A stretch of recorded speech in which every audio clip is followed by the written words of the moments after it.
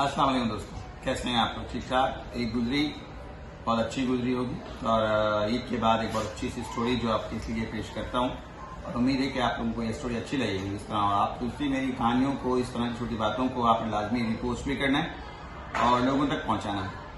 आज की छोटी सी अच्छी बात वो ये कि एक बेटा अपने बाप के पास आता है और उसका बाप जो है नौकरी से वापस आते हैं, उसके वालिद मोहतरम वापस आते हैं। तो वापस आने के बाद बेटा अपने अब्बू के पास जाता है, उनसे मिलता है और मिलने के बाद अब्बू से कहता है, अब्बू आपके 1 घंटे की कितनी उजरत होती है, यानी कि 1 दिन की मजदूरी कितनी है आपकी? तो बाप कहता है कि मेरे 1 दिन की मजदूरी 2000 रुपये है। तो बेटा कहता है कि अगर 24 घंटों पे आप 8 घंटे काम करते हैं तो 2000 रुपये को अगर 8 घंटों पे हम डिवाइड करें तो 1 घंटे में कितने पैसे बने? बाप थोड़ा सा परेशान होता है और सोचता है कि मेरा बेटा किस तरह के सवाल है।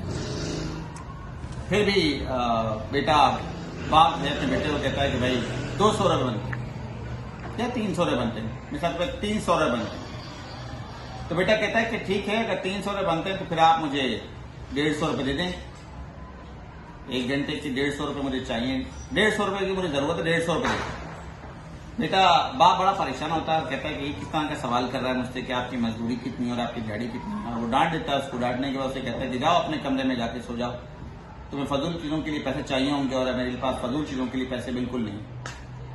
बेटा उठता है उदासी के साथ और उदासी से उठने के बाद वापस अपने कमरे में जाता है और कमरे में जाने के बाद लेट जाता है। कुछ देर के अंदर बाप को एहसास होता है कि मैंने अपने बच्चे के साथ ज्यादती की। हो सकता है उसे वाकई पैसों की जरूरत हो और वो मुझसे पैसे मांग रहा हो। तो वो उठता है और रात का वक्त होता है, बच्चा जाता है अपने कमरे में जाकर लेट जाता है। बाप उसके पीछे जाता है। कुछ देर के बाद बजाने के बाद बच्चे को पूछता है कि बेटा क्या तुम सो गए हो? तो बेटा कहता है नहीं बाबा मैं सोया नहीं। तो उसका जो बाप होता है वो उससे कहता है कि क्या तुम्हें पैसों की जरूरत थी?